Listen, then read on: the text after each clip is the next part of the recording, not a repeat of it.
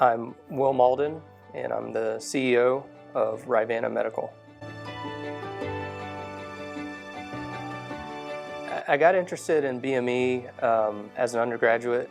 I went to the University of North Carolina, Chapel Hill, and did consider a medical school path. My father is a surgeon, but found myself more drawn to the sciences and math and science and technology, and ended up in an ultrasound research lab, and just found that the thing I love the most about my job is the ability to interact with the team and I think learn from the team and build relationships with people that are very impressive and talented, and to see us come together and make progress. Some of the most impactful experiences I had as a student, it did give me some familiarity with failure, which is good, especially if I think about graduate school days and experiments that you think maybe are going to be successful, and then you have the disappointment when they fail. And you have to understand why and overcome that. And I think that is pretty similar to the entrepreneurial story in what I think attracted me to graduate school to begin with.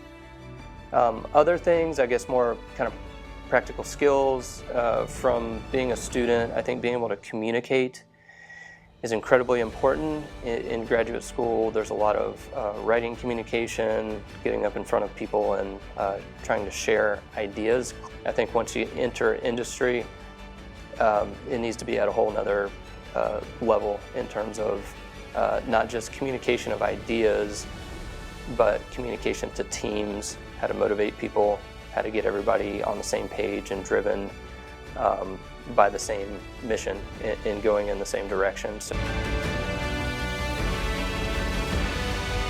I think there just has to be an understanding that failure is expected and is part of the process. So in other words, if you're trying to do new things and bring new valuable creations into the world, that necessarily means failing along the way.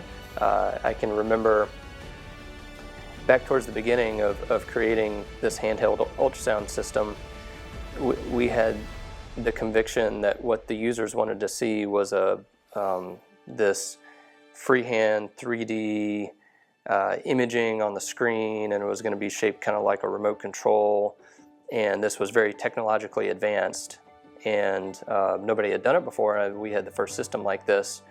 We were very, very excited. We brought it into the clinic, and the clinicians were very confused about what we were doing. So they were saying, this is pretty neat, but I cannot use this. This does not have the information that I need in the image. It's very complicated. I need a quick answer. And so I think the real failure we made there is we did all this engineering effort. We thought about ourselves and what we thought was very cool and unique, and it was exciting to us, but it was not valuable to the market and the intended users. So I think part of being at a company and trying to create these things, it requires a lot of humility and understanding that you're actually not the important person in this picture. Is really the customers, and you're really there to serve them. So you need to stay in constant contact with them, and you need to understand that you're going to be wrong a lot, and the truth is really what the market wants and what's successful there.